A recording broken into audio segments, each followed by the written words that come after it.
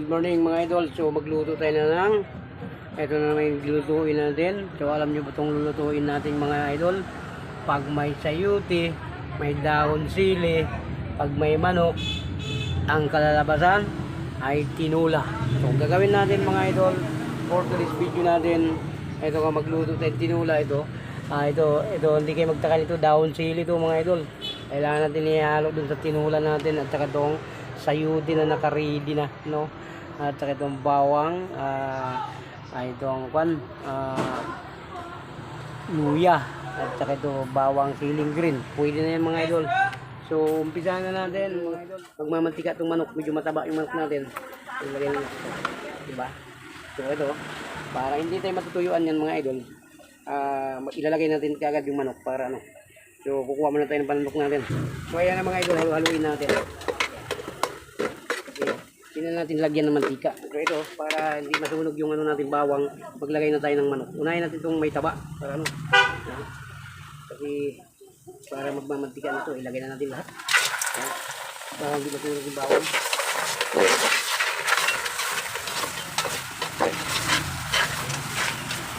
Ilagay na natin yung luya.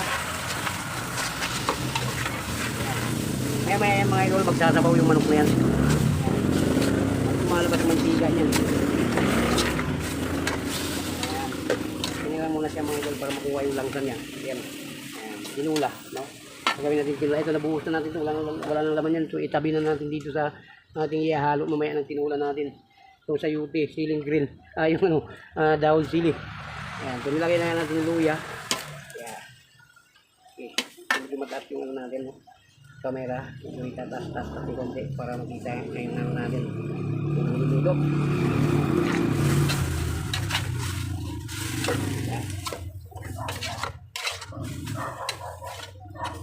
So ang gagawin natin, kukuha tayo ng paminta para kumplito siya mga idol. So ito mga idol, maglagay tayo ng pamintang powder. Yeah, lagyan natin pamintang powder yan mga idol. Dito natin, ano natin ito. So medyo nami-miss natin yung tinula. Kailangan natin ng sabaw. Yung kunting nagmamantika ng manok, no? Yung ano kasi mga idol, kailangan din natin ng tikaan yan kasi magmamantika itong mga manok yun, mataba yung manok, no? Ayan. Pero lang, ngayon mga idol, kompleto na yun dyan, no? Siyempre mga idol, maglagay tayo ng chicken cube para lumasa na siya. Paglagay natin ng sabaw mamaya, medyo unti-unti na siyang malasa. So ito mga idol, maglagay tayo ng chicken cube para masarap. Yun ang pantimpla na lang natin mga idol, itong chicken cube. Lagay tayo ng isang piraso. Ito, bubuksan natin itong isang piraso na ito. Yan. Sinulunod natin. Ilagay na natin dito.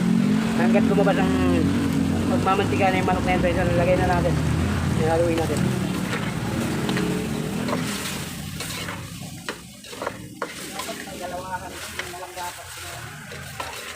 Okay, medyo ang bango na mga idol yung kinula natin. Parang nagugutom ako lalo yung habang hinahalo natin yung kinula natin. Yan. Yan na, nagmamantika na yung manok mga idol. Yan. So kailangan na natin ng kailangan na natin ng sabaw. Kuha natin tubig. So ayan mga idol, medyo nagmamantika na yung manok natin. So wala nga mantika yan. So ilalagay na natin itong sabaw. Lagyan natin ng tubig para medyo mangingitim na yung kaldero. Ayan. So lalagyan na natin ng sabaw yan.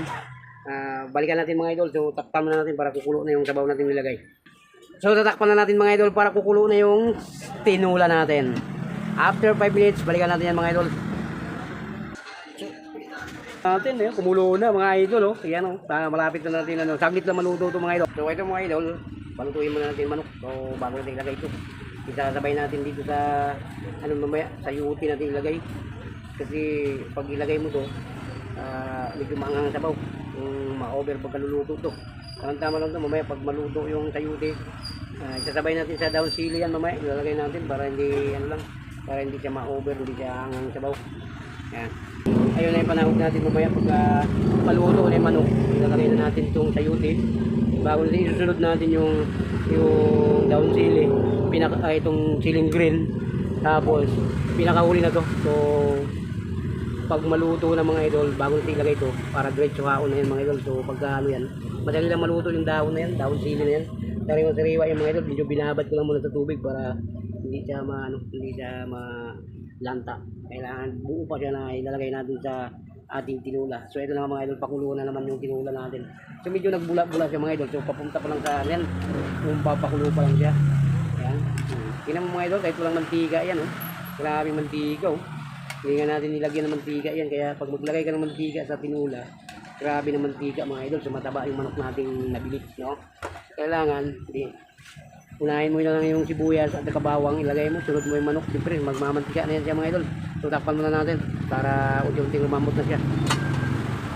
Unti-unti na natin tinimplahan para yung sabaw okay na siya mamaya. Pag lulot natin itong sayuti, okay na siya mga idol. Di na natin dagdagan ng sabaw yan para hindi na magbagong lasa.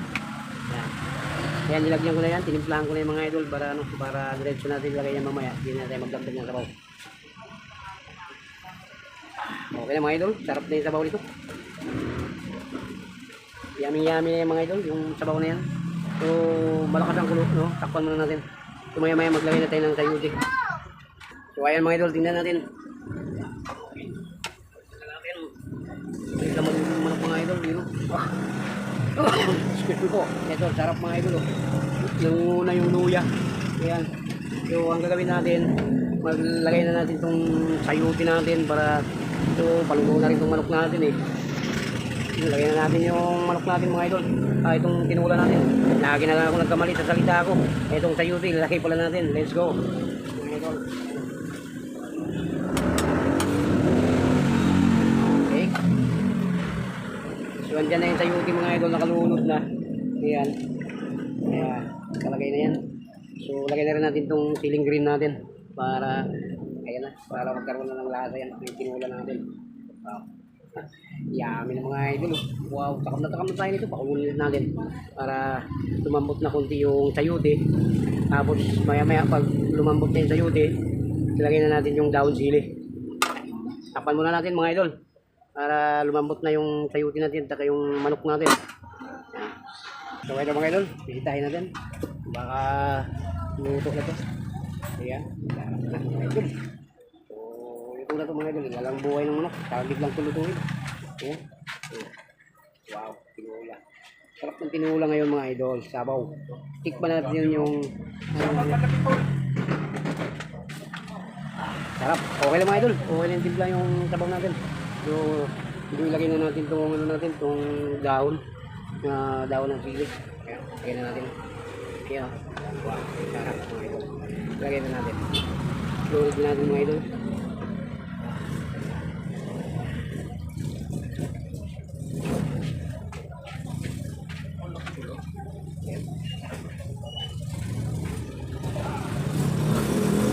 Okay na, mga idol.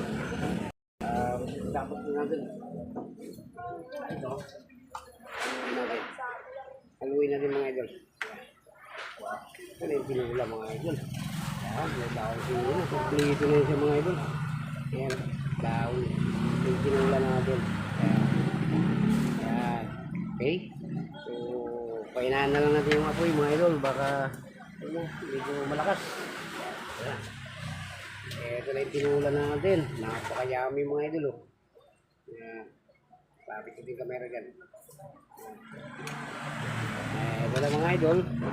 Suluro lang itong tinula natin. Sakto lang yung lambot ng ano natin, yung sayuti. Medyo hapok lang siya. Ayan. Para hindi ka mamaya mga idol. Pagka hawulin natin, medyo unti-unting maluto yan. Dahil medyo mainit ang sabaw. Okay. O sa mga idol, tapos na nga tayo nagluto. So ito na nga yung natin, content natin, luto na. So hanggang dito lang ang video natin. Maraming salamat. God bless. Mag-ingat po kayo palagi. Yan. Okay. So bye-bye na po sa inyo.